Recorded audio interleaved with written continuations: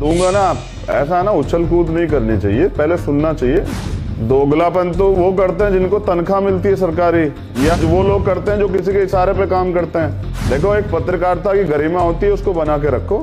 मेरे सम्मान के साथ छेड़खानी मत करना। चंद्रशेखर, क्या कह रहे हैं आप? समझ रहे हो ना? पहले सुनो, मेरे सम्मान के साथ छेड़खानी मत। चाहते हो ना जवाब दूं? जी दीजिए। तुम्हें एंटरटेन करने के लिए नहीं बैठा हूं ना, पहले जवाब सुनिए। मैं यहाँ इस पैनल में बैठने नहीं आया। इस पैनल में बिठाइएगा जिस दिन यहाँ अमित शाह बैठा हो, जिस दिन यहाँ बीजेपी का राष्ट्रीय अध्यक्ष बैठा हो, उस दिन बिठाइएगा पैनल में। समझ करो, या मैं अपनी कहूंगा। मैं सुधांशु जी का जवाब नहीं दूंगा ना, समझ रहे हो? लेकिन हम एक सम्मान रखते हैं और उस सम्मान को जो है हम किसी को छेड़ने नहीं देते, समझ रहे हो? पर सम्मान में इसमें सम्मान कैसे कम हो जाएगा?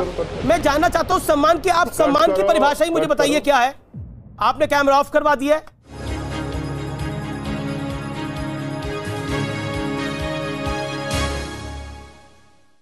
देश में इन दिनों टीवी चैनल्स के एंकर्स बेलगाम हो गए हैं। उनके मन में जो कुछ आता है वो बोलते हैं, बिना तथ्यों की बात करते हैं। सरकार का पक्ष रखने के लिए और सरकार का बचाव करने के लिए वो किसी भी हद तक जाने को तैयार हैं। कई न्यूज़ एंकर्स हिंदू मुसलमान और भारत पाकिस्तान कराकर देश के असल मुद्दों से लोगों का ध्यान भटकाते रहे हैं और सरकार को खुश करने के लिए, सरकार का बचाव करने के लिए लगातार ऐसी बातें गढ़ रहे हैं जिसकी कोई बुनियाद, जिसकी कोई हकीकत नहीं होती है। तथ्यों से परे इनके डिबेट होते हैं। इसी तरह के वाहियात और जाहिलपनों की हरकत से लगातार कई एंकर्स के खिलाफ कार्रवाई हुई है।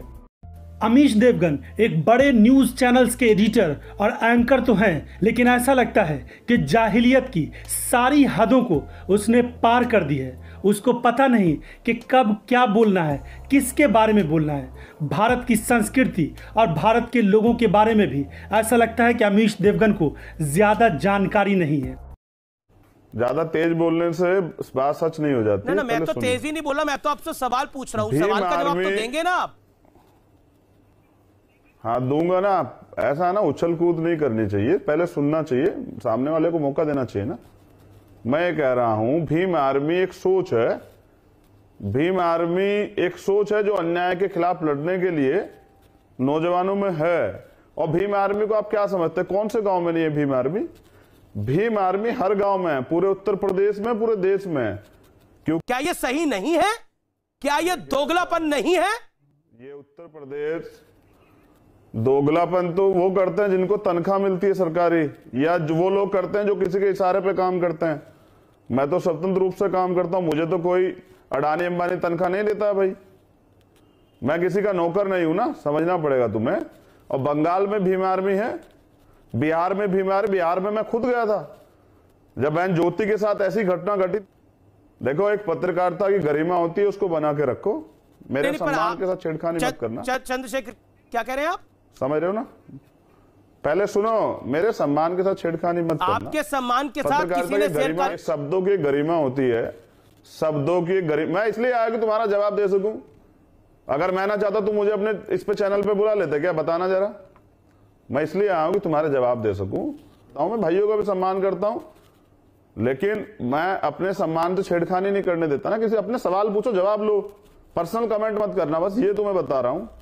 और तुम्हें समझना चाहिए कि ये भीम आर्मी सब जगह है। तुम्हारे घर, तुम्हारे आसपास भी हो सकता है कि दलित समाज के लोग काम करते हैं, वो भी भीम आर्मी में है।